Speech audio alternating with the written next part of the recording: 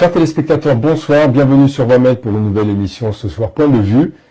Nous abordons une thématique qui est un sujet central pour l'avenir du Moyen-Orient. Quel dialogue pour la démocratie en Turquie et en Syrie?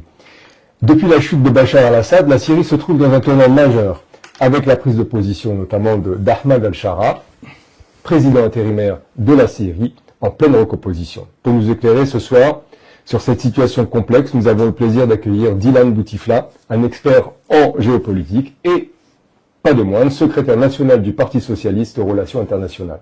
Bonsoir. Dilan, bonsoir. Très content de te recevoir ce soir sur le plateau de Voix-Med. Alors, la Syrie, c'est un sujet très complexe et pourtant majeur, notamment au Moyen-Orient. J'aimerais que, si c'est possible, nous expliquer, en faisant un petit flashback en arrière, nous expliquer un petit peu comment la Syrie et tous les pays limitrophes, quel est, depuis 10 ans environ, quel est qu'est-ce qui s'est passé depuis ces 10 ans? Parce que on a quand même laissé pendant un moment la Syrie en pleine guerre, on n'entendait plus parler, et puis là, soudainement, aujourd'hui, en 2024, enfin en 2024, fin 2024 et en 2025, on se retrouve avec un président intérimaire qui souffle le chaud et le froid en Syrie. Alors, est-ce que tu peux revenir avec nous sur l'histoire de cette Syrie depuis 10 ans? Bien sûr. D'abord, merci pour l'invitation. Wani, c'est un plaisir de pouvoir le plaisir est partagé. Poursuivre les échanges qu'on avait commencés l'été dernier. Je suis revenu de la Syrie il y a quelques semaines. On y était à la fin du mois de janvier, puisqu'en fait, c'était les 10 ans c'était la commémoration des 10 ans de la libération de Kobané, qui est en fait une ville martyre, une ville symbole du joug de l'État islamique, de Daesh, sur cette partie du monde. Et en fait, le 26 janvier 2015, l'ensemble de la coalition internationale, de ceux qui se sont battus contre Daesh, notamment avec des forces françaises, ont réussi à mettre Daesh hors de la ville et à reprendre cette ville, qui est une ville symbole, parce que c'est une ville qui est à la fois une ville kurde, une ville qui est à la frontière de la Syrie et de la Turquie, une ville qui est un modèle de gouvernance démocratique, où la place des femmes est primordiale dans toutes les prises de responsabilité, que ce soit à la ville, dans les associations, dans les forces militaires, à l'échelle, à l'image finalement de ce qu'est la place des femmes dans la société kurde en général. Et en plus de ça, c'était finalement la bataille qui a duré pendant très longtemps, qui a montré en fait la résistance du peuple kurde et l'ensemble des forces démocratiques contre le joug islamiste. Il y a 10 ans, donc, on a battu Daesh avec la coalition, et on a battu Daesh en se donnant finalement, en pensant qu'on était venu à bout de la menace islamiste.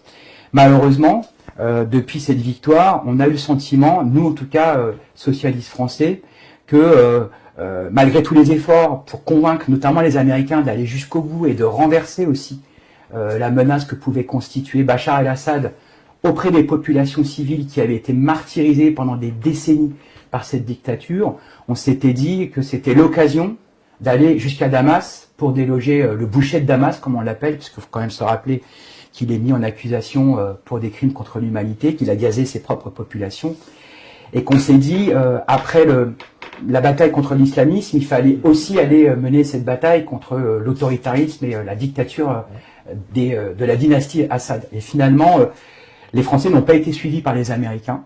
Les Kurdes ont été laissés seuls pour mener cette bataille, et jusqu'ici, en fait, les Kurdes continuaient à mener cette bataille à la fois pour tenir tête au régime de Damas, et en même temps pour condamner, combattre la menace et la répression et l'oppression des Turcs plus au nord, puisqu'il faut se rappeler que cette région du nord de la Syrie, le nord-est syrien, le Rojava en particulier, c'est en fait une région qui est majoritairement kurde, mais qui est coincée entre la Turquie au nord et la Syrie au sud, et donc il y avait cette espèce de volonté d'aller jusqu'au bout pour affirmer nos principes démocratiques à travers aussi une réponse collective des États démocratiques, et finalement, les Kurdes ont eu le sentiment qu'on les a abandonnés. Et donc, aujourd'hui, le lien avec la chute de Bachar el-Assad, c'est que, bien évidemment, les Kurdes ont continué à se battre contre ce régime. La guerre civile en Syrie, elle a commencé en 2011, dans des conditions, je le disais, atroces, avec une violence sans limite, puisqu'en fait, c'est un système autoritaire, qui déployait partout des milices politiques, qui étaient susceptibles d'arrêter les gens, de les torturer, de les assassiner. Des dizaines de milliers de personnes ont disparu en Syrie et sont encore aujourd'hui introuvables. Et on a, nous, je pense, une responsabilité parce qu'on clame beaucoup les principes démocratiques, mais on se disait, ben voilà, Bachar el-Assad, c'est les Kurdes qui ont continué à le combattre, mais aussi d'autres forces qui ont été notamment les forces de l'armée nationale syrienne, qui ont notamment été emmenées par le nouveau leader syrien, Al-Shara, qui est donc allé jusqu'à Damas, où on a le sentiment, en quelques semaines, quelques mois, que en fait le régime s'est effondré sur lui-même. Mais finalement, nous, on a eu le sentiment d'un immense gâchis, parce qu'en fait, cette solution démocratique, cette perspective démocratique, aujourd'hui, avec les forces qui sont au pouvoir, aussi bien au nord syrien, au nord-est syrien qu'à Damas, en tout cas on l'espère, elles auraient pu être aidées beaucoup plus tôt si on n'avait pas finalement abandonné ceux qui avaient déjà battu Daesh. Donc moi c'est un peu ça que j'ai voulu, donc j'ai voulu témoigner en allant là-bas, et en arrivant à Kobané, moi mon premier sentiment, c'est le sentiment d'une grande fierté parce qu'on a mené cette bataille avec eux, avec les Kurdes, et en même temps le sentiment, un goût d'inachevé. Parce que quelque part, je pensais que, comme François Hollande l'avait proposé, nos forces spéciales étaient à Kobané, les forces spéciales françaises étaient à Kobané auprès des Turcs pour libérer la ville. On pensait que le travail devait être fait jusqu'au bout, le travail de conquête militaire pour défendre des principes, des valeurs démocratiques jusqu'au bout. Et en fait, on a eu le sentiment d'un inachevé, d'un goût d'inachevé. Et c'est pour ça que j'y suis allé. Et ça me semblait important de faire le lien entre ce qui a été la bataille depuis 13-14 ans maintenant, des Kurdes et des forces démocratiques face à la fois à la menace islamiste et aussi à la dictature des Assad, dans quelle mesure on pouvait leur apporter un soutien et leur dire qu'on ne les oubliait pas et qu'on était auprès d'eux. Alors, pardon d'avoir été long, mais... Non, au contraire. Donc, alors aujourd'hui, on a ces Kurdes qui sont toujours présents. Est-ce qu'ils subissent toujours la pression turque? Alors, ce qui est intéressant en fait dans la situation au nord-est syrien, donc ce qu'on appelle le Rojava, le terme Rojava en fait ça veut dire l'ouest du Kurdistan, puisqu'en fait on est dans l'ouest de ce que l'ensemble du Kurdistan, qui est en fait un grand territoire qui correspond à 4 pays, puisqu'en fait le peuple kurde a été divisé, séparé entre 4 pays, la Syrie, la Turquie, l'Irak et l'Iran. Et en fait pour ce qui concerne la Syrie, quand Bachar el-Assad chute, quand Al-Shara arrive à Damas, il participe d'un énorme mouvement militaire qui converge vers Damas, qui est évidemment composé des forces d'HTS, donc qui est en fait à la base le groupe paramilitaire qui est organisé autour d'Al-Shara. Mais ce qui est intéressant, c'est de regarder dans la perspective quel a été le cheminement d'Al-Shara, quel a été le cheminement des membres d'HTS, qui, il y a plus de 12 ans de cela, étaient les interlocuteurs d'ailleurs de la France et du Quai d'Orsay, de Laurent Fabius, lorsqu'il était ministre des Affaires étrangères, pour essayer de trouver une solution, une alternative au régime autoritaire et dictatorial de Bachar el-Assad. Donc on discutait avec ces forces, qui étaient des forces qui étaient pour la plupart issues d'Al-Qaïda, qui à un moment donné se sont appelées Al-Nosra, et qui étaient les interlocuteurs à ce moment-là de Fabius, et ensuite, dans quelle mesure HTS a fait une forme de mue à la fois dans son fonctionnement et dans son appartenance. C'est-à-dire qu'en fait, au départ, ces gens se sont revendiqués d'Al-Qaïda, ont eu des proximités avec d'autres réseaux islamistes, mais ont combattu, par exemple, Daesh, ont combattu les forces de Bachar el-Assad, et c'est intéressant de voir leur évolution. Aujourd'hui, on arrive au point où Al-Shara, il essaye de se normaliser dans un environnement politique très instable, puisqu'il a lancé un dialogue national dans lequel il a associé toutes les composantes de la société syrienne. Ça, c'est aussi un point fort aussi du moment. C'est presque un tournant historique. C'est qu'on a en face de nous un interlocuteur qui donne des gages à la communauté internationale, notamment pour lever les sanctions internationales qui étaient prises jusqu'ici à l'encontre de la dictature, et en même temps montrer qu'il est capable de mettre tout le monde autour de la table dans ce qu'il appelle le dialogue national syrien, avec donc les Arabes, les Syriaques, les Alaouites, les Kurdes, l'ensemble des forces, des Druzes aussi, et qui sont plus au sud-ouest du territoire syrien, et l'ensemble de ces communautés qui sont parfois chiites, parfois sunnites, donc avec des histoires, des réseaux, des relais, des appuis différents. Ça peut être pour les chiites plutôt du côté des Iraniens, et pour les sunnites plutôt les forces arabes qui sont plus à l'ouest. C'est intéressant de voir dans quelle mesure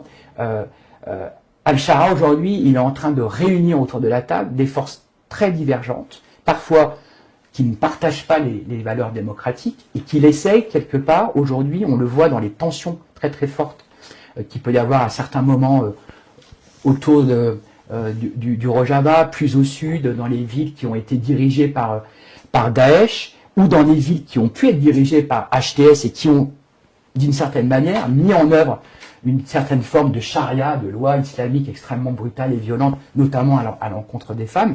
Dans quelle mesure, aujourd'hui, HTS fait sa mue en passant d'une milice islamiste plutôt salafiste, on pourrait les situer dans le spectre de l'islam, donc avec une forme de passage en force, de violence très brutale, et puis derrière de normalisation politique, dans un cadre où en fait ils sont emmenés par la coalition internationale qui n'a plus vraiment d'engagement militaire sur place. On a encore quelques troupes ici et là, mais on est quand même plutôt en retrait. Mais par contre, on participe pleinement au dialogue. Et c'est pour ça que nous, on y est allé fin janvier, en se disant qu'il fallait absolument soutenir les Kurdes, comme je le disais au début, faire en sorte qu'ils soient partie prenante de la discussion du dialogue national et qu'ils puissent, par exemple, être les invités du président Macron à la conférence que Macron a organisée à l'Élysée le 13 février, en réunissant l'ensemble des partenaires de la Syrie, et notamment des forces et des pays de la coalition internationale. Et donc on s'est battu pour que l'ANS, qui nous avait reçus au nord-est syrien dans le Rojava, puisse être invité. Et ils n'ont pas directement été invités à la conférence, mais ils ont pu participer à des discussions à l'Élysée, ils ont été reçus au Quai d'Orsay, et nous on les a reçus à l'Assemblée, au Sénat, avec nos parlementaires de toute la gauche française, du NFP, il y avait donc les socialistes, les communistes, les insoumis et les écolos, et c'était important pour nous de dire qu'avec nos frères, nos amis, nos partenaires kurdes, on ne faisait pas qu'avoir une parole diplomatique, mais on passait aux actes en mettant la diplomatie parlementaire, qui peut être la nôtre, nos moyens de pression sur le pouvoir exécutif et sur la diplomatie française, au service de leur dialogue et de leur place dans le dialogue national syrien. Alors, moi Dylan, je veux savoir, est-ce que quelque part, c'est pas c'est une question. Est-ce que c'est pas quelque part un discours un peu hypocrite, parce que quand même depuis 10 ans, les Kurdes revendiquaient sur Paris. Hein. Ils ont notamment dans le 10e arrondissement, ils ont une emprise dans ce secteur, et on les voit défiler pratiquement au moins 3-4 fois par mois. Donc leurs revendications n'étaient pas écoutées auparavant.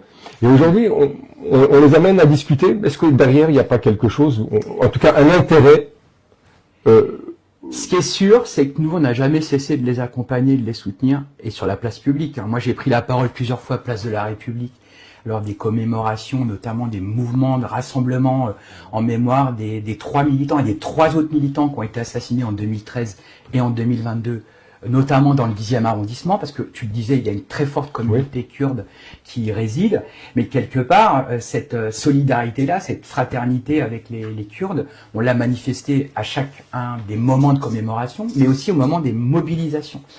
Là où ça peut apparaître aujourd'hui comme quelque chose dans l'actualité qui peut apparaître comme opportuniste, c'est qu'en fait, ça vient au moment où on reparle de la Syrie parce que le régime de Bachar al-Assad chute. Mais en réalité, ces soutiens-là, on les a manifestés. D'ailleurs, nous, tu sais, le regret qu'on a eu, c'est que on n'a pas été très relayés.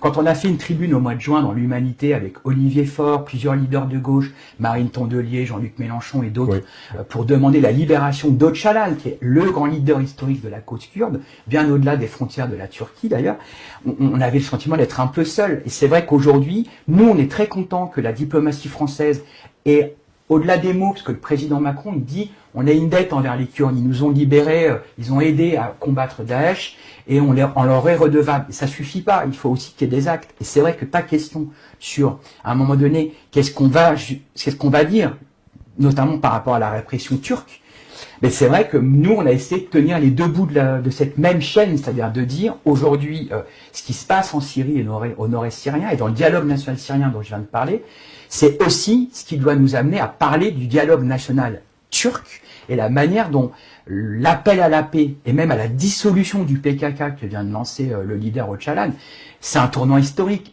Et c'est pas le fruit du hasard, c'est le fruit d'un travail de diplomatie, de l'ombre, de la part de nos camarades turcs et de nos camarades syriens, et en l'occurrence de nos camarades kurdes de ces deux pays, qui ont poussé avec leurs partis respectifs, avec les forces associatives, militantes qui sont très présentes au Rojava, mais aussi dans le sud de la Turquie, jusqu'à Istanbul, puisque les Kurdes, c'est plus de 20 millions de personnes en Turquie, donc ils sont extrêmement nombreux, ils pèsent énormément. Ils ont même un parti politique, le parti DEM, qui est un de nos partis frères. C'est un parti que je qualifierais d'éco-socialiste, très engagé sur l'écologie et en même temps très attaché à l'héritage social. Et quelque part, l'ensemble de ces interlocuteurs, du côté turc et du côté kurde, poussent pour cette solution politique. Parce qu'on a tous vu depuis 30 ans, 40 ans de lutte armée, que quelque part, on a aussi, nous les interlocuteurs occidentaux, poussé cette lutte dans la conflictualité et pas seulement dans le dialogue politique. On les a même amenés à avoir à un moment donné une double représentation, à la fois civile, avec des partis politiques, et militaires, avec des forces organisées. Tu vois, quand tu vas au Rojava, tu rencontres les forces démocratiques syriennes, les FDS, qui sont essentiellement des forces kurdes, dans lesquelles tu as les unités YPG, YPJ, qui sont composées d'hommes et de femmes, absolument remarquables. Donc souvent on a parlé en France, plusieurs personnalités, je pense à Caroline Fourest, a beaucoup parlé de la lutte armée des femmes, qui est véritablement l'illustration que les femmes occupent toutes les sphères de responsabilité et les partagent avec les hommes. Donc ça c'est vraiment admirable. Mais au-delà de ce romantisme que peuvent avoir finalement ressenti les mouvements politiques en soutien aux Kurdes, parce qu'on a des affinités, on a des valeurs, une histoire commune, notamment contre l'obscurantisme religieux, j'ai envie de donner cet exemple-là, parce que c'est celui Mais c'est vraiment ça. Mais si tu veux, moi aujourd'hui, je suis très à l'aise sur le fait de dire que nous, on les a jamais abandonnés. C'est vrai que ça ne se voyait pas, ça ne s'entendait pas beaucoup, mais quand on fait la tribune l'année dernière, quand on a chaque année, depuis que je ne dise pas de bêtises, 2013, 2022, été aux côtés des Kurdes du 10e arrondissement de Paris et de France pour dire notre colère par rapport à cet assassinat dans les rues de Paris de militants kurdes dont tout pousse à croire que c'est les agents turcs qui les ont assassinés, même si le secret défense n'a pas été levé. D'ailleurs, on pourrait en parler de cette question du secret défense, parce que quand des militants de la cause kurde sont assassinés dans les rues de Paris, c'est aussi des citoyens de la République française qui sont en danger de mort pour leurs convictions, et ça, c'est pas acceptable pour nous. Et donc, on peut se poser la question, est-ce qu'on pourrait pas, moi je vais m'engager pour ça, parce que je l'ai déjà dit à nos interlocuteurs kurdes, et je l'ai déjà partagé avec nos parlementaires, je pense qu'il faudra aller vers un travail de mission d'enquête parlementaire pour établir un certain nombre de vérités et peut-être obtenir la levée du secret défense. Et je pense que le président Hollande sera d'accord avec nous. Oui, mais dans ce cas-là, ça servirait à quoi de faire ça, justement? Parce que je pense qu'en fait, si tu veux, à un moment donné, créer les conditions du dialogue et de la réconciliation, il faut partir des faits et de la vérité. C'est valable pour tous les conflits armés, tu sais. On en parlait avant d'enregistrer l'émission. C'est valable aussi pour l'histoire franco-algérienne. C'est valable pour l'histoire aussi de ce qui se passe dans la République démocratique du Congo aujourd'hui, dans l'Afrique des Grands Lacs, ou sur le Venezuela. Si tu veux, à un moment donné, que les populations vivent en harmonie et acceptent de refaire société commune, eh ben, il va falloir qu'il y ait un certain nombre de faits, de vérités qui soient établis, partagés par tous, pour qu'il y ait une réconciliation, pour qu'on puisse vivre ensemble. Mais aujourd'hui, est-ce que la France a intérêt justement à soulever un tel problème? Parce que on est quand même en train de flirter avec différentes positions politiques. Je parle notamment au niveau de la politique turque.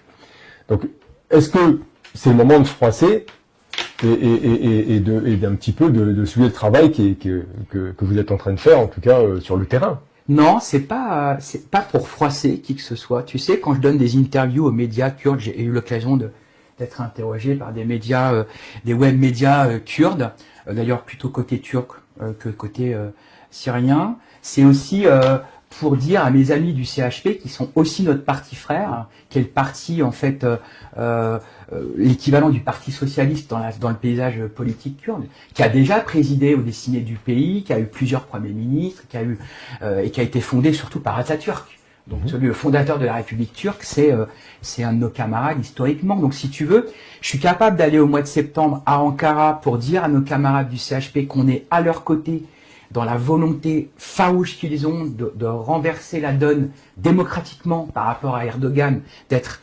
à nouveau une Turquie ouverte, républicaine, respectueuse des droits humains et qui soit tournée vers l'avenir et pas dans une espèce de repli identitaire, voire raciste quelque part que peut prôner l'AKP, en tout cas religieux, ça c'est certain. Et quelque part, quand tu dis ça à nos partenaires du CHP, tu le dis en tout, mais avec beaucoup de respect et beaucoup d'estime. Moi, j'ai aucune leçon à leur donner. Et deux, je pense qu'en plus, nous, c'est plutôt dans la velléité de dire, on a une vision du socialisme et de l'internationalisme qui consiste à d'abord favoriser le dialogue entre les peuples, au sein même des populations, puis ensuite entre les peuples, et que quelque part, on est passé à côté de plusieurs fois de l'histoire. Tu sais, les Français, il y a une centaine d'années, quand on a signé un traité qui a beaucoup contribué à la partition des Kurdes, et ben quelque part, on a peut-être donné le sentiment à l'époque que les Français avaient déjà lâché les Kurdes. Mais je pense qu'en fait, il faut pas simplement regarder l'histoire avec une forme de nostalgie ou de regret, mais de se dire qu'est-ce que nous, quelles leçons on peut en tirer pour ne pas reproduire les mêmes erreurs que par le passé. Et je pense que ça, c'est fondamental, moi, dans mon engagement comme secrétaire national du Parti socialiste sur les relations internationales. Et avant d'avoir été secrétaire national, j'ai été pendant très longtemps un militant des réseaux associatifs, de l'éducation populaire, donc pour construire des programmes éducatifs, pour venir en aide aux populations, au Proche-Orient, au Moyen-Orient et en Afrique et au Sahel.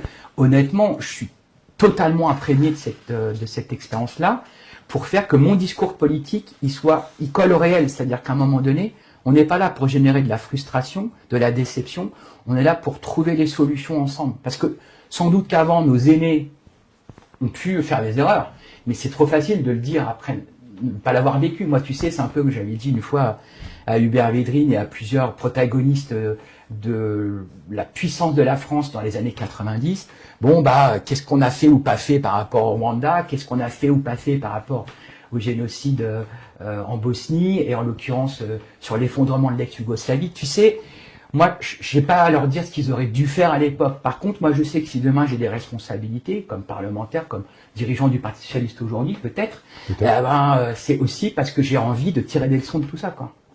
Alors, Dylan, on comprend mieux maintenant un petit peu les positions diverses qu'il peut y avoir. Est-ce que aujourd'hui, tu penses que la Turquie est prête à changer de position et avoir une politique un peu plus fluide dans tous les cas par rapport à ce qu'on a pu vivre dans le passé? Clairement, quand tu as l'appel d'Öcalan il y a quelques jours, quelques semaines, Öcalan, il est emprisonné depuis 20 ans. 25 ans. 25. On est en 25 ans. Depuis 2000.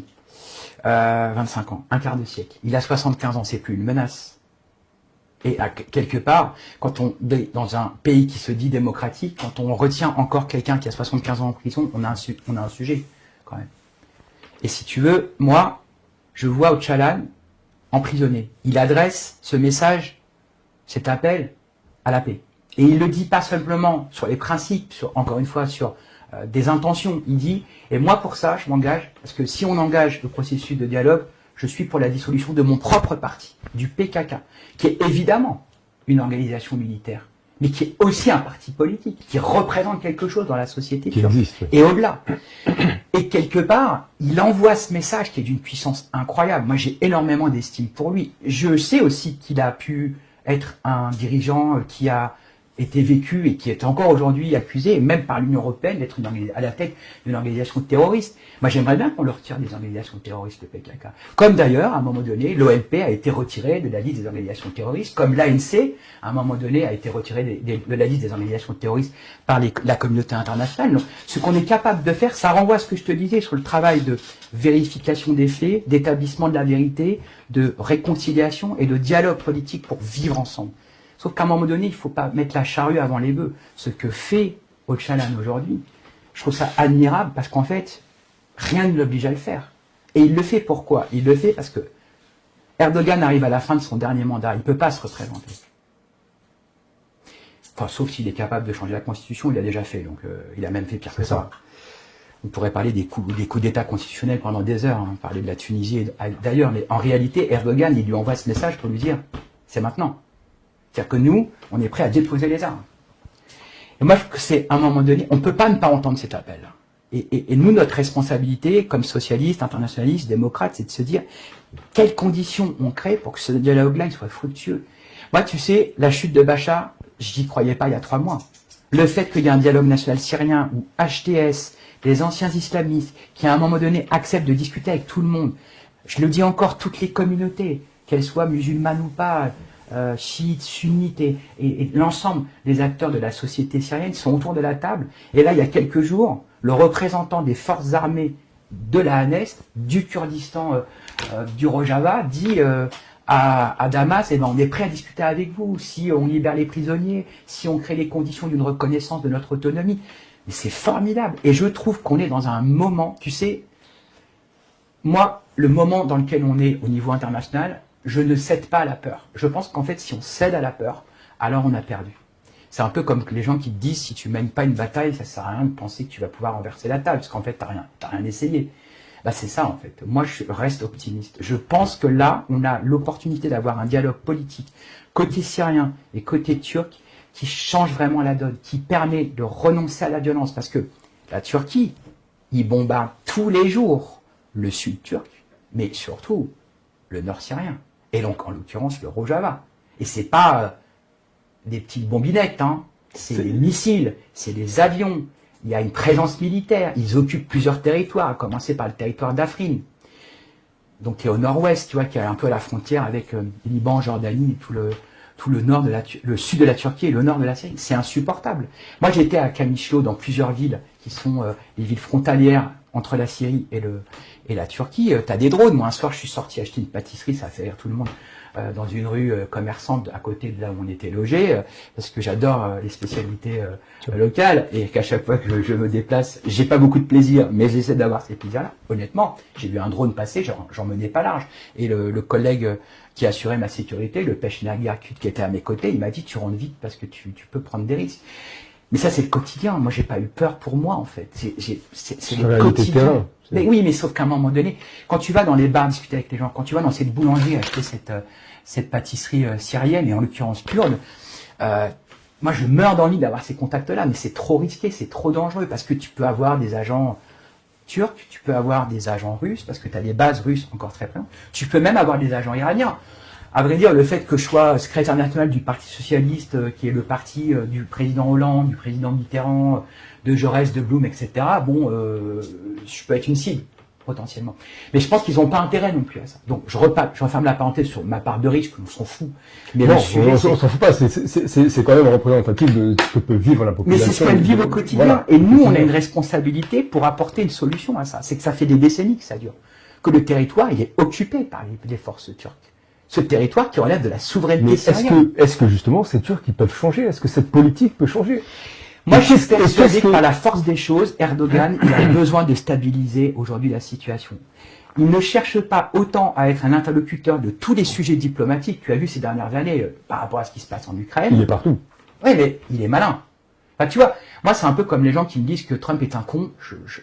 C'est pas le franco-américain que je suis qui va pas te dire que j'ai pas un problème avec Trump. Mais en fait, disqualifier les gens, c'est un peu comme les gens qui t'expliquent que ceux qui commettent des attentats sont des malades mentaux. Ça les disculpe un peu. Et moi, je supporte pas ça. Moi, j'aime bien qu'on me dise qu'en face de nous, on a des acteurs politiques qui sont très sensés, qui savent ce qu'il faut. Même quand tu es un fasciste, même quand tu es un dictateur, tu dois assumer tes actes. C'est trop facile de jouer sur des responsabilités. Clairement, Erdogan, et en l'occurrence dans le paysage turc, c'est quelqu'un de très sensé. Il a été au pouvoir pendant ces 20 dernières années, 25 ans. Il a été maire d'Istanbul, Istanbul. Il a été incroyablement efficace à chaque fois dans la capacité. Alors, il l'a fait par la force. Mais, quelque part, l'AKP, elle irrigue totalement la société turque. Le rôle de l'AKP, du parti d'Erdogan, du parti islamiste d'Erdogan, c'est quelque part un rôle qui aujourd'hui a profondément transformé la société turque. Et ça, il faut en tenir compte. C'est-à-dire que tu peux pas balayer d'un revers de main en disant, de toute manière, c'est pas un interlocuteur. Et donc, il est présent sur tous les sujets diplomatiques, sur les céréales ukrainiennes, sur les enjeux énergétiques dans la mer Égée, avec notamment le conflit larvé historique avec la Grèce, jusqu'à Chypre, qui est toujours un pays européen coupé en deux, parce que tu as une partie turque, une partie grecque. Il faut quand même pas oublier que la guerre, elle est partout en Europe. Et quelque part, Erdogan, il reste un interlocuteur. Donc, il faut dialoguer avec lui. Tu sais, dans une négociation, et on le voit bien avec l'Ukraine ou le Proche-Orient, il faut même que tu discutes avec tes pires ennemis, sinon tu fais pas la paix, en fait. Mais c'est quand même ce qu'il veut, de toute façon. C'est C'est ce qu'il a toujours voulu. Il existe que par ça. Mais je pense qu'en fait, si tu veux, c'est un peu comme le conflit entre, par exemple, la Palestine et Israël. C'est qu'aujourd'hui, finalement, ceux qui sont va-t-en-guerre, ceux qui sont les plus violents, ceux qui sont les plus à même de vouloir se détruire mutuellement, c'est le Hamas et le Netanyahou. Et en réalité, ils se servent mutuellement l'un l'autre. Bah, c'est pareil dans les conflits dont on peut discuter là en Turquie et en Syrie, c'est quelque part. Aujourd'hui, quel est l'intérêt d'Erdogan? Moi, je pense qu'Erdogan, il a besoin d'une trajectoire politique qui pacifie la situation.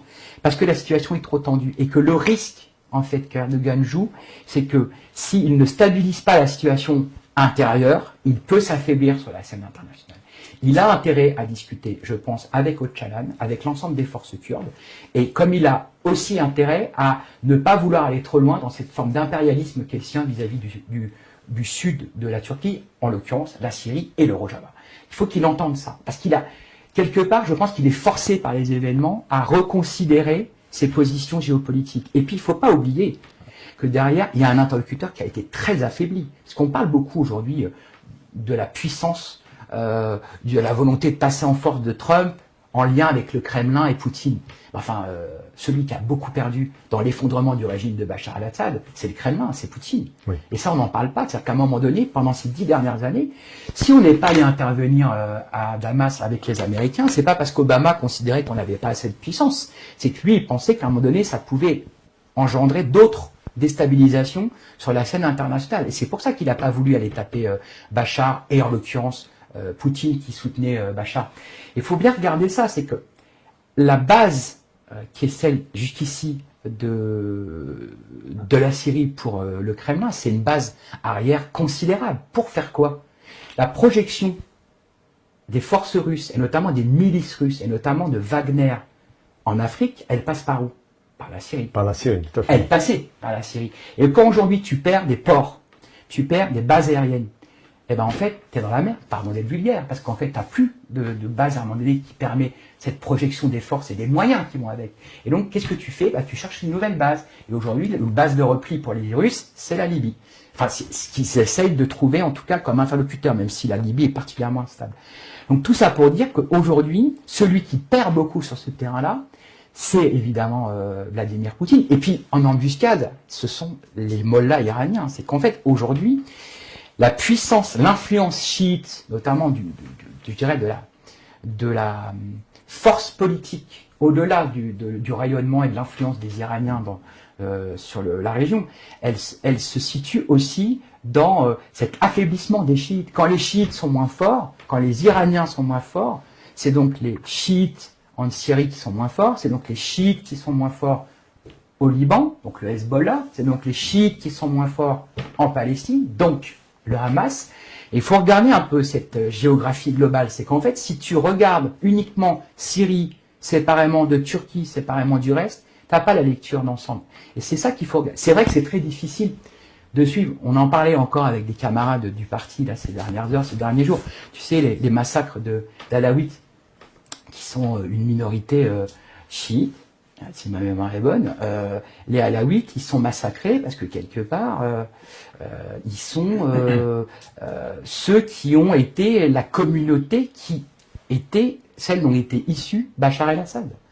Donc il y a un ressentiment par rapport à ça, ne justifie en rien les exactions, et clairement, tu sens bien que ceux qui veulent à tout prix les massacrer, c'est pas juste pour régler des comptes avec les héritiers du régime de Bachar el-Assad, c'est qu'il y a un risque aujourd'hui que, quelque part, font courir les plus extrémistes des forces de l'armée nationale syrienne constituées autour de HTS, des forces islamistes, pour faire capoter le dialogue national. Donc en fait, c'est une tentative des plus extrémistes dont s'est éloigné Al-Shara de déstabiliser le dialogue que lui, il essaye d'engager et de concrétiser avec l'ensemble des forces démocratiques.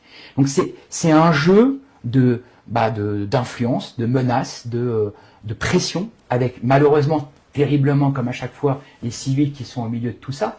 Mais si tu veux, et le même phénomène que tu observes avec les Druzes et la façon dont les Druzes peuvent être vécus. Non, c'est les Druzes qui sont les chiites. Là, je te dis une connerie, les Alaouites, c'est plutôt les Druzes sont instrumentalisés par les Israéliens parce qu'ils sont une partie des populations qui occupent notamment le plateau du Golan, qui est revendiqué, qui est occupé par Israël. Donc c'est intéressant de voir à chaque fois comment, enfin intéressant, c'est terrible que de voir comment les populations sont prises, je dirais instrumentalisées quelque part dans le conflit, et en même temps ça dit beaucoup des négociations qu'on ne voit pas forcément entre les différentes parties prenantes et différentes parties de la société. Alors Dylan, justement, la position d'Israël aujourd'hui en Syrie, on a vu qu'elle a avancé énormément à l'intérieur des terres. Alors pourquoi? Est-ce qu'il y a un intérêt géostratégique, ou est-ce que c'est pour positionner ses forces? Je pense que là où Israël aujourd'hui s'interroge beaucoup, et en l'occurrence le gouvernement de Netanyahou, puisqu'il faut resituer qui il y a derrière, qui est en responsabilité.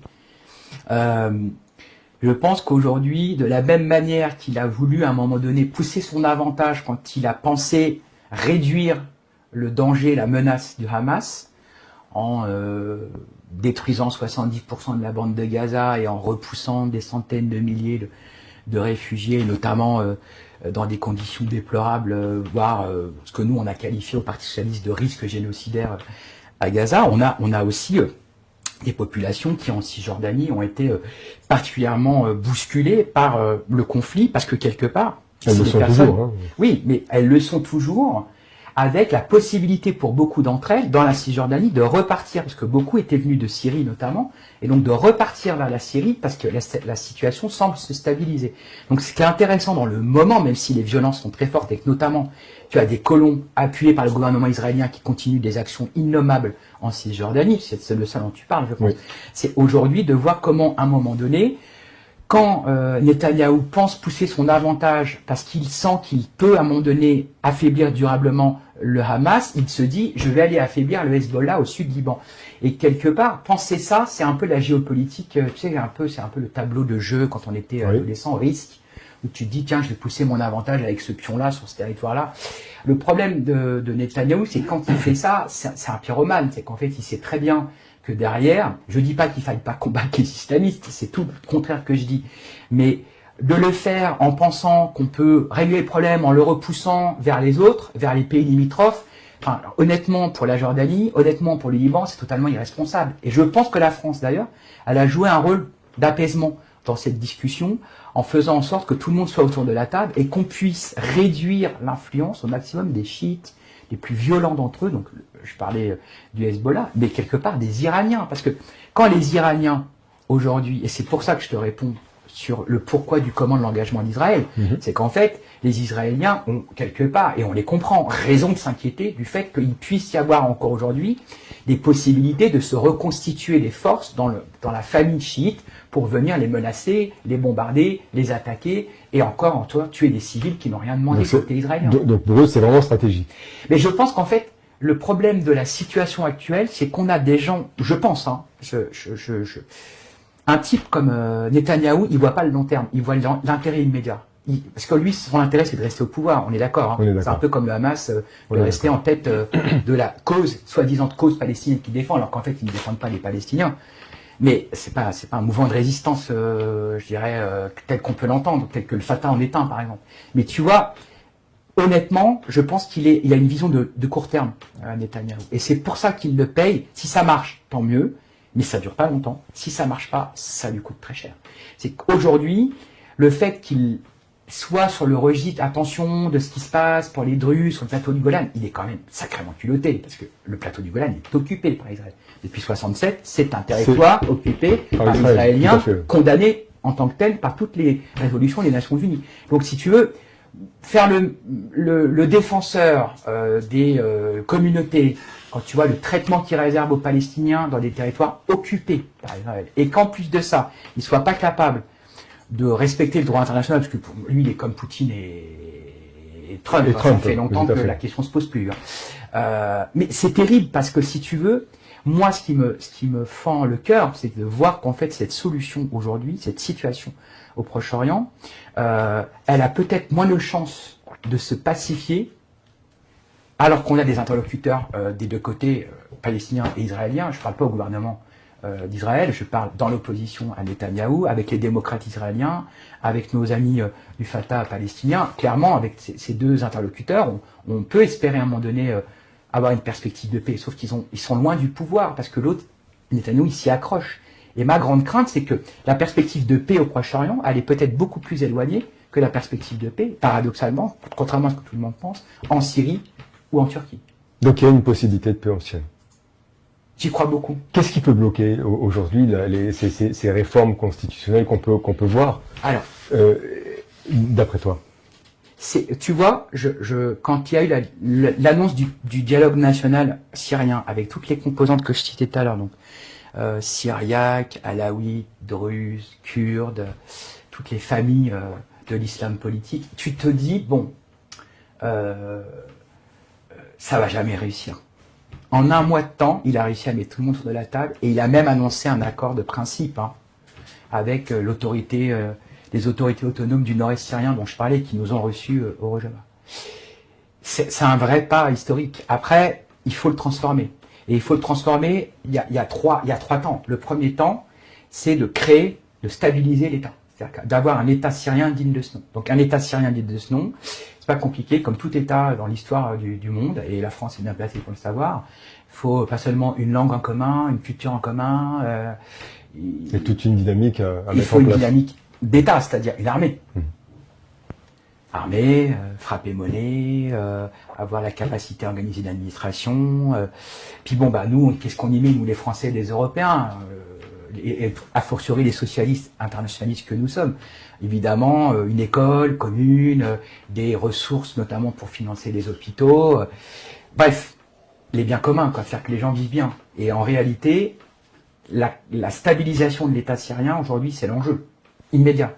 Le deuxième enjeu, la deuxième étape, c'est d'aller vers une constituante, c'est-à-dire vers une assemblée qui représente l'ensemble des communautés et qui fasse que chacun s'y retrouve, et que ce soit le pouvoir législatif reconnu par tous et qui puisse travailler en complémentarité. Mais est-ce qu'aujourd'hui c'est possible de placer une constituante avec des obédiences qui sont complètement Alors, en fait, différentes? Je réponds juste à ta question après avoir parlé de la troisième étape. La troisième étape, c'est les élections. Pour avoir une constituante, il faut que tu aies des élections. Et tu peux pas avoir l'élection quand tu es en état de guerre. C'est un peu comme quand Trump accuse Zelensky, t'es pas légitime, t'es pas président. Ah oui, mais il y a un état d'urgence parce que tu as attaqué en 2014 et en 2022 l'Ukraine, donc forcément le président il a suspendu les institutions, c'est la loi martiale et ça a été voté par le Parlement. Donc en termes de leçons, tu repasseras. C'est le même sujet en fait. Tu fais pas les élections en Syrie alors que le pays est à feu et à sang. Et on le voit aujourd'hui.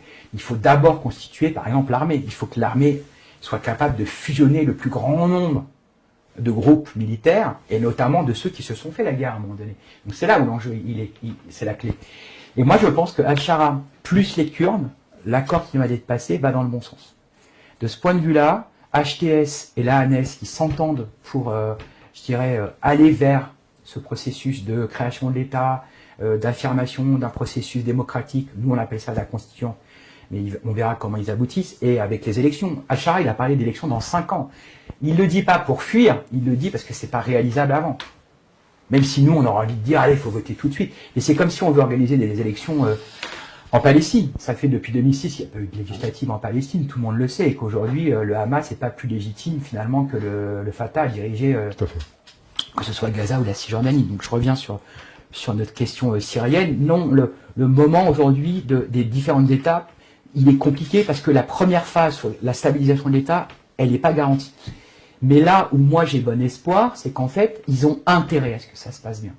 Parce qu'en fait, tu sais bien que depuis 2011 jusqu'à 2014, le cœur de la guerre civile, avec les plus grands crimes, puis ce qui s'est poursuivi ensuite dans les conflits qu'on a pu observer pendant 10 ans entre 2014 et maintenant avec les réseaux islamiques, c'est qu'en fait, s'ils ne font pas ça, c'est la résurgence d'un califat. C'est la résurgence de l'État islamique. C'est la résurgence, à un moment donné, d'un risque de bascule d'un État dans une forme d'autoritarisme comme ils l'ont connu avec Bachar el-Assad. Tu sais, si à un moment donné, il y a eu des décennies de dictature, c'est aussi parce qu'en face, tout le monde avait intérêt à ce que Bachar el-Assad soit au pouvoir. Et d'ailleurs, moi je vais faire un peu d'introspection. C'est-à-dire qu'en fait, il y a beaucoup de gens qui, à un moment donné, dans les années 80, 90, 2000, ça, je t'en avais aussi parlé, il faut reprendre un peu de recul. La responsabilité des partis baasistes, qui étaient à la base des partis socialistes, nationalistes, arabes, dans l'émergence d'une forme de mouvement panarabique de réforme des pays à travers les transformations sociales, économiques et tout. Bachar, il était dans ces réseaux-là. Le père de Bachar, Hafez el-Assad, il était dans ces partis-là. Comme Saddam Hussein en Irak, comme Hosni Moubarak en Égypte. Ces types étaient des adversaires des islamistes. Et à un moment donné, ce sont devenus des alliés objectifs des islamistes, parce qu'ils en faisaient leur ennemi unique. Et en fait, si vous voulez pas les islamistes, bah, ne nous remettez pas en question, parce qu'en gros, c'est nous qui vous protégeons d'eux. Sauf qu'on voit le résultat. Et tu vois, cette surenchère-là, tu vois de quoi je vais te parler, c'est qu'en fait, quand tu regardes l'Algérie, tu as le sentiment d'une répétition de l'histoire. C'est qu'à un moment donné, on utilise la peur de l'obscurantisme religieux, mais en fait, pour qu'on ait quoi à la place? Un nationalisme fou, avec une forme de passage en force sur tous les sujets, de réécriture de l'histoire, et de fracturation permanente, et de la société intérieure, mais aussi des rapports internationaux. Enfin, honnêtement, ce qui se passe aujourd'hui entre la France et l'Algérie, on sait tous que ça sert l'extrême droite et le régime algérien. C'est détestable pour les populations, que ce soit les Français ou les Algériens, ou les Franco-Algériens. C'est insupportable. Et il faut qu'on fasse gaffe à ça. Alors, justement, moi je voudrais... cette résurgence, justement, de djihadistes, est-ce qu'elle est possible aujourd'hui en Syrie? Est-ce que, malgré tous les efforts qu'ils ont de ramener tout le monde à la même table, est-ce qu'il y a une possibilité d'avoir une fracture, soudainement, et tout ce travail qui a été fait ces derniers mois, repartir sur ce qu'on a vécu déjà sur 10 ans en arrière? Alors, il y a qu'une réponse. Il y a ce qu'on essaye et ce qu'on n'essaye pas, quoi. C'est-à-dire que la leçon de l'histoire, encore une fois, c'est parce que je suis historien de formation, donc j'ai tendance à d'abord regarder les faits et comment ne pas les reproduire. Quand je parle de crime, évidemment, parce que quand il y a des bonnes choses, il faut les reproduire. Qu'est-ce qui s'est passé en Irak? Qu'est-ce qui s'est passé quand, à un moment donné, on a voulu transposer un modèle dit démocratique dans des pays qui n'ont pas cette culture-là? Je ne dis pas que les Irakiens ne sont pas prêts à la démocratie, mais c'est pas la même perception, c'est pas la même mise en œuvre quand tu parles de démocratie avec des militants, des citoyens, des cadres, des dirigeants des pays du Moyen-Orient ou avec des pays d'Afrique, des pays d'Amérique latine. On n'a pas la même histoire. Tu peux avoir des pays qui ont un rapport à la lutte armée, qui ont des pays qui ont un rapport à une très forte participation citoyenne, puis d'autres qui, à un moment donné, sont plus structurés sur l'addition de gouvernements d'autonomie régionale ou territoriale. Tu n'as pas vraiment d'unité nationale dans certains autres. C'est cette complexité-là qu'il faut prendre en compte. Et pour le coup, le modèle vers lequel je pense les Syriens peuvent aller, c'est un modèle qui ressemble... Alors, il a ses défauts et ses qualités. C'est le modèle irakien. C'est le modèle peut-être avec, là pour le coup, beaucoup de faiblesses, c'est ce qui, à mon avis, peut être d'une certaine manière le modèle libanais. On ne peut pas dire que jusqu'ici, il ait fait ses preuves. Mais nous, on a une responsabilité pour justement, que les populations choisissent ce modèle-là et qu'elles ne le subissent pas, qu'on ne leur impose pas. Et ensuite, que cet accord politique qui rassemble plusieurs communautés avec un système de fonctionnement qui peut ressembler à un État fédéral, en tout cas pour l'Irak, c'est peut-être le modèle vers lequel il faut aller. Ça ne veut pas dire que ça résout tous les problèmes, parce qu'aujourd'hui, tu le vois en Irak, le modèle fédéral fait que tu as un État central, mais qui est assez faible, avec des autonomies régionales très fortes. Ce qui fait que, par exemple, le KRG, le gouvernement régional kurde du nord irakien, il est très puissant, parce que notamment, il a la ressource pétrolière et gazière. Ce qui n'est pas forcément le cas de la Syrie, et notamment du nord-est syrien. Il a une ressource pétrolière, notamment, mais elle n'est pas aussi importante que du côté irakien, et elle est totalement différente avec le territoire plus au sud de la Turquie. Mais quelque part, il faut accepter de ne pas poser uniquement la question à travers le prisme économique, pas uniquement à travers le prisme énergétique, mais en fait à travers tous les prismes. Et c'est là où nous, les socialistes, internationalistes, on peut jouer un rôle, parce que je pense que quelque part, les Irakiens, il y a un certain nombre de choses qu'ils ont réussi à stabiliser, de menaces qu'ils ont réussi à maîtriser. Je ne dirais pas que le modèle du KRG et du gouvernement fédéral irakien l'exemple à suivre, mais je dis que ça peut donner des pistes. Mais il faut d'abord que ce choix-là de constituant, de quel type de modèle démocratique on met en place, ce soit les Syriens et donc l'ensemble des communautés qui composent le pays qui le décident. Donc j'ai bon espoir que ça puisse fonctionner. Après, j'ai le sentiment que là, il y a un tournant majeur de ce qui est en train de se passer au Liban. Alors c'est fragile, c'est récent, mais j'ai le sentiment que là, il y a une espèce de consensus qui s'est de nouveau trouvé autour de la personne du nouveau président, que l'ensemble des communautés sont à peu près susceptibles de mener les réformes nécessaires à la reconstruction du pays, parce qu'il n'y a pas d'autre mot, hein, le Liban, c'est pas simplement la catastrophe dans le port de Beyrouth, hein, c'est l'ensemble du pays qui reste à construire. Puis bon, les conflits récents ont fait qu'avec notamment les bombardements israéliens, le jeu dégueulasse de la surenchère du Hezbollah en bombardant Israël en rétorsion ou en anticipation, peu importe qui a tiré en premier, forcément le Sud-Liban est dans un état catastrophique. Et je pense qu'aujourd'hui, nous, il faut qu'on regarde dans quelle mesure on peut les accompagner très concrètement sur la gouvernance démocratique, comment est-ce qu'on crée les conditions d'un État avec une structuration ici des pouvoirs locaux, une autorité régionale, comment est-ce qu'on crée par exemple les conditions d'accès à l'eau, à l'alimentation, à l'autosuffisance alimentaire, parce que c'est des pays qui sont en plus dans la confrontation du monde aujourd'hui, la configuration du monde, réchauffement climatique à plein régime, avec assèchement, raréfaction de l'eau, et puis des fois des catastrophes liées à des inondations catastrophiques, cataclysmiques, inattendues, parce que c'est des territoires qui sont plutôt secs en général. Quand ça leur tombe dessus, c'est d'une violence inouïe. Et puis tu as aussi le risque d'une population qui mange pas à sa faim. Enfin voilà, ça fait partie des exemples sur lesquels nous on peut les accompagner. Moi j'y crois beaucoup. Alors je sais pas si après, si tu veux, il y a des contre-exemples. C'est ce que je te disais, les leçons de l'histoire. T'as les Afghans, ils vont pas te dire que le passage des Américains leur a laissé un bon souvenir. On peut pas dire que ce qui s'est passé en Libye, clairement, c'est un crime. Et à un moment donné, je pense que Nicolas Sarkozy et David Cameron devraient s'interroger sur leurs responsabilités. Mais je reviens à notre sujet, c'est qu'en fait, à un moment donné, tous ces pays qui ont été confrontés à une forme d'impérialisme, l'Afghanistan, tu peux parler du joug soviétique, tu peux parler du joug américain, finalement, ça a été un fiasco des deux côtés. Donc tu te dis à quel moment, et quand tu vois que c'est les talibans qui sont venus 20 ans après, ça fait mal au cœur. Donc tu te dis, bon, qu'est-ce qu'on peut faire pour éviter le retour de la menace islamiste? C'est de les accompagner dans la construction de l'État, c'est de les aider à organiser à un moment donné l'accès aux biens communs, et c'est de les aider aussi à organiser à un moment donné un processus démocratique. Ça, on peut le faire. Alors justement, la France actuellement, elle vend en poupe par rapport à la Syrie. Elle souhaite justement jouer un rôle central, je pense, je suppose, dans justement cette reconstruction de la Syrie. Mais est-ce qu'il n'y a pas un risque justement de confrontation, notamment avec la Russie? Est-ce que, alors la Russie, le Kremlin a beaucoup perdu, hein, tu l'as dit tout à l'heure, c'est une réalité. Ouais, mais il est encore présent. Tu sais, voilà. Moi, à Kamishlo, par exemple, quand on sort, qui est vraiment une ville au nord-est syrien, donc qui est à la frontière avec la Turquie, tu descends en fait l'autoroute, tu sors de la ville, tu tombes sur on a pris des photos, nous, devant une base aérienne, une base militaire russe, avec drapeau russe, pignon sur rue, hein. Et tu peux croiser les militaires russes.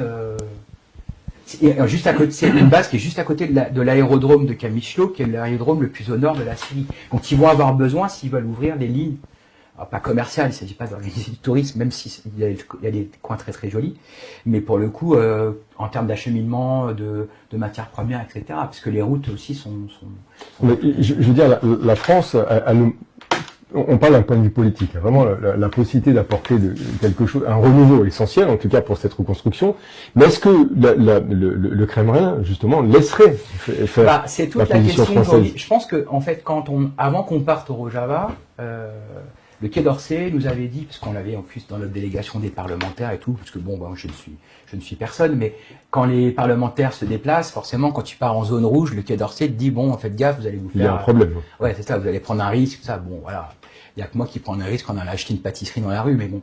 Mais sérieusement, les parlementaires se sont pas posé cette question-là. On y est allé parce que, on devait parler avec nos interlocuteurs, et je pense qu'en fait, on a été utile dans ce moment pour faire que le Quai d'Orsay ouvre la porte et associe les Kurdes à la discussion du dialogue national syrien et de la façon dont on peut offrir une perspective démocratique.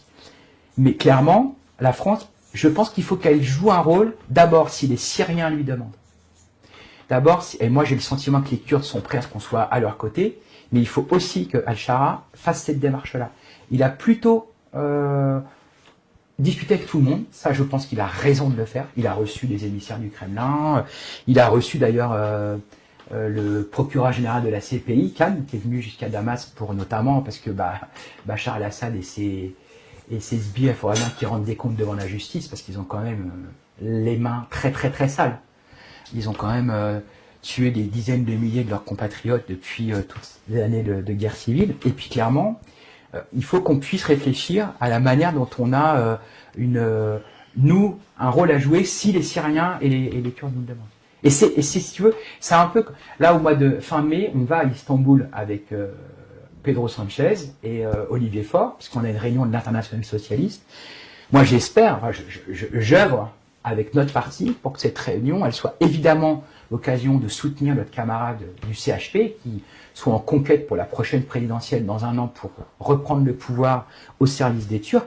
Mais on a aussi envie que ce moment soit un moment de dialogue et de concertation avec l'ensemble des forces d'opposition démocratiques à Erdogan, et notamment avec le parti kurde DEM. Est-ce que justement tu n'as pas ressenti, au travers de tes différentes démarches, qu'elles soient politiques ou simplement sur le terrain de constatation, est-ce que tu n'as pas ressenti une certaine poussée iranienne qui ferait justement en sorte que, alors pour deux raisons, la première parce que la Syrie est un point important pour eux, mais aussi parce que si on peut imaginer qu'ils aient une peur bleue d'Israël, je suppose. Tu sais, je disais tout à l'heure qu'il y avait encore la présence iranienne, notamment quand on arrive à Kobané, tu vois, il y a une colline qui surplombe la ville, dont les Kurdes pensent qu'elle est encore occupée par une base iranienne, qui est là depuis très longtemps, et qu'ils n'ont jamais osé s'aventurer jusque-là, parce qu'ils craignent. Ils pensent que s'ils y vont, ils vont se mettre en danger. Mais bon, maintenant moins, parce que de fait, ils ne sont pas soutenus par le pouvoir, le nouveau pouvoir de Damas. Mais il y a encore cette appréhension-là. Et ce que je crois ce qui est intéressant dans la position à la fois de la France, au sens de notre diplomatie portée par le président Macron et par le ministre Barrot, c'est qu'il y a peut-être quelque chose à continuer à porter. Tu sais, on parle avec tout le monde en fait. Moi, je suis vraiment partisan de ça. C'est-à-dire, à la place où je suis comme secrétaire national d'un parti qui a exercé le pouvoir en France et qui compte encore l'exercer avec d'autres à l'avenir, le sujet, c'est vraiment dans quelle mesure on peut avoir une influence pour que les gens se parlent et qu'on débouche sur un dialogue politique et donc une amélioration des conditions de vie. Mais en réalité, je sais que la France continue à discuter sur d'autres sujets avec l'Iran et notamment avec les Russes, autour du nucléaire iranien par exemple, autour de la manière dont finalement le régime iranien, il reste un régime terroriste. Il a massacré là encore, lui aussi, des milliers de ses concitoyens, il continue à en emprisonner des dizaines de milliers. On a encore 3 otages français qui sont retenus en Iran. On a manifesté il y a encore quelques semaines devant le Panthéon pour dire qu'on les oublie pas. Si tu veux, je pense qu'il faut qu'on soit capable de jouer sur tout, un peu comme Erdogan, d'ailleurs, je disais tout à l'heure, avait une forme d'efficacité diplomatique. Nous, la France, on reste un petit pays avec une grande histoire, mais surtout avec une capacité d'influence, notamment parce qu'on est membre du Conseil de sécurité, membre permanent, qu'on continue à être dans beaucoup de discussions multipartites parce qu'on croit profondément au multilatéralisme. Et je pense que le fait qu'on ait la capacité de discuter avec les Iraniens sur l'enrichissement de l'uranium pour déboucher sur l'utilisation de ces capacités nucléaires du civil vers le militaire, pour en dissuader évidemment, on a un rôle à jouer. Et que, si tu veux, quand tu vois l'esbrouf, la surenchère, la menace, l'oukase de Trump sur tous les sujets, tu as remarqué qu'il ne s'exprime pas sur ces sujets-là. Tout à fait. C'est assez intéressant parce que...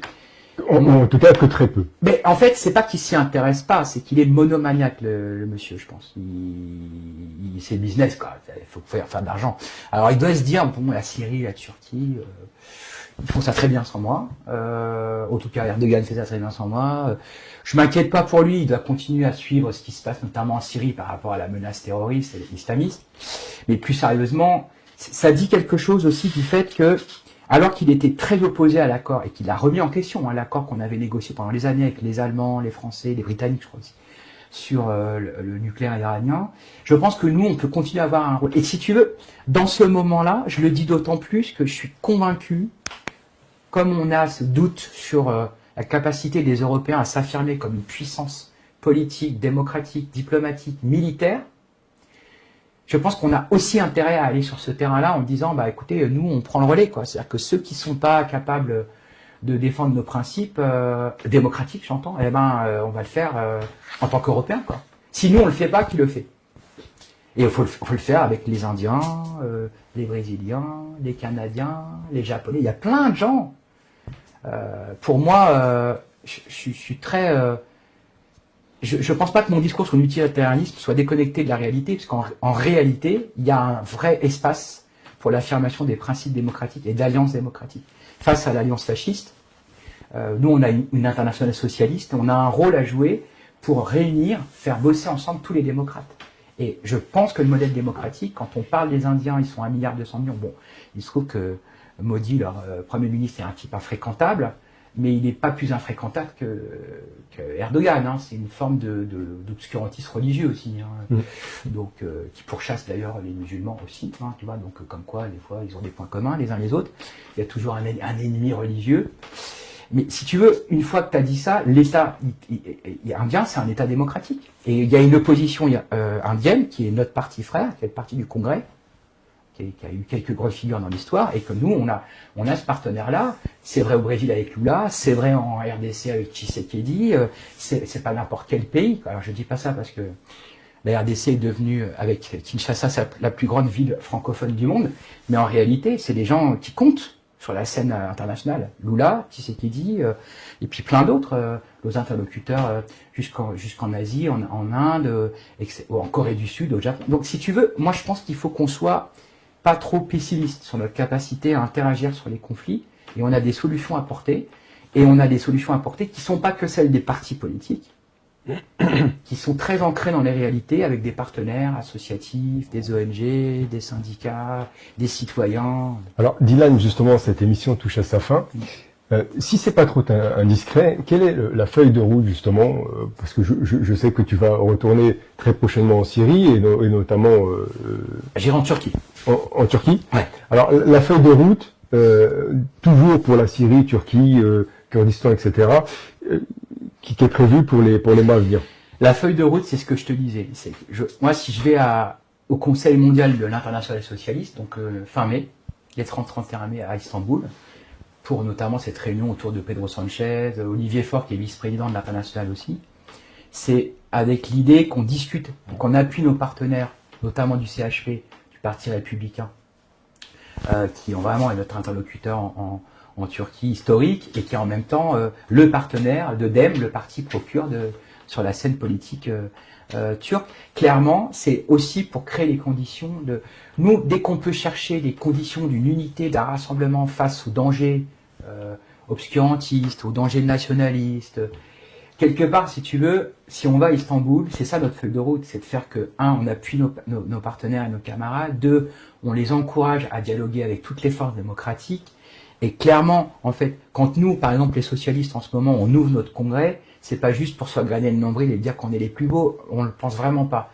Mais par contre, qu'on soit ceux qui soient tournés vers les Français, qui leur offrent une autre perspective que l'élection de Marine Le Pen la prochaine fois, c'est ça notre responsabilité. Et ça doit être que celle-là, si tu veux. Et ça peut pas être dans la fracturation, dans l'oukase, dans l'invective, dans le bruit et la fureur, tel qu'on peut l'entendre parfois à gauche, mais vraiment dans une démarche qui fédère, qui réunit, qui apaise et qui rassure. Parce qu'en fait, que ce soit en Turquie, en Syrie ou même en Europe ou au Maghreb et en Algérie, pour un pays qui nous est cher, c'est qu'en fait, il y ait des perspectives d'apaisement, de dialogue, et qu'on arrête de prendre en fait finalement en otage les populations, qu'on arrête de les faire vivre dans cette angoisse du lendemain. Parce que en fait, ce qui fait le terreau de l'extrême droite, que ce soit l'obscurantisme religieux ou que ce soit le nationalisme autoritaire, c'est finalement cette espèce d'angoisse, cette peur, en fait, qui guide les gens, qui les influence au quotidien. C'est difficile de raisonner dans le monde dans lequel on est. Moi, j'essaie d'avoir cette feuille de route-là, de dire aux gens,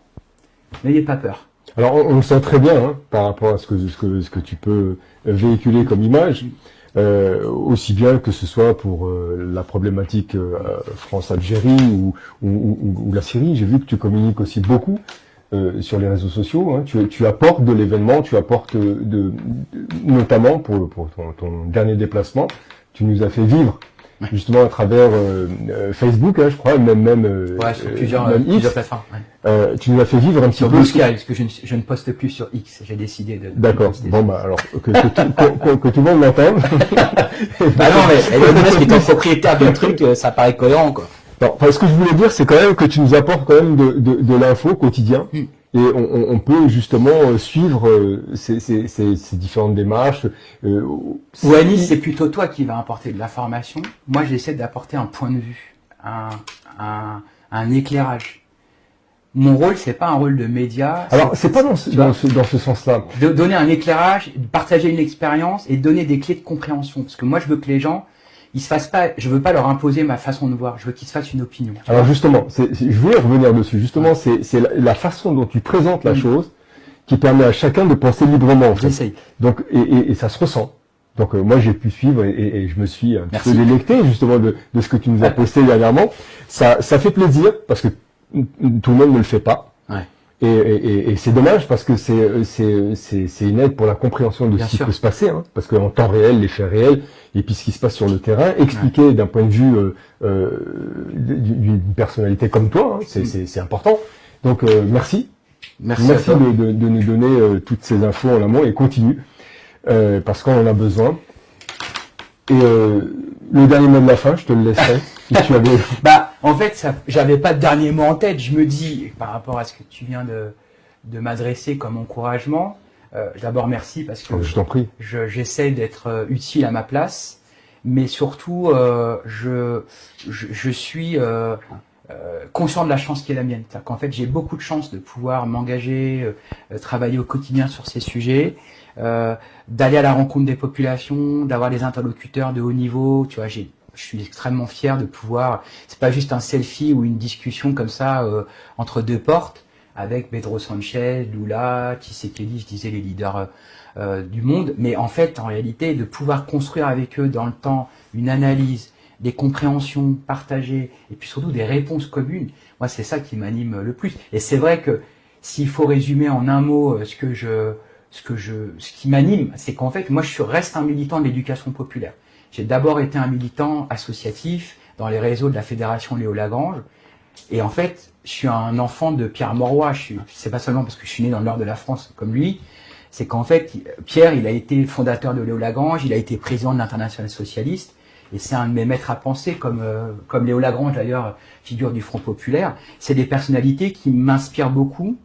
Parce que quelque part, j'essaie de transmettre, j'essaie de mobiliser, de sensibiliser, et de faire que les gens s'engagent en fait.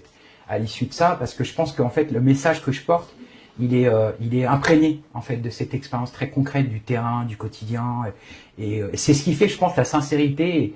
Et j'espère, en toute modestie, la force de mon propos. Moi, je pense que effectivement, c'est cette proximité que tu peux avoir dans tes propos et d'ailleurs même physiquement, hein, auprès des gens, qui nous apprend beaucoup de choses. Et merci encore. Merci Diane d'avoir accepté cette invitation. C'est un plaisir. Chers téléspectateurs, cette émission touche à sa fin. Merci et j'espère vous revoir très bientôt sur le plateau de Med TV. Merci.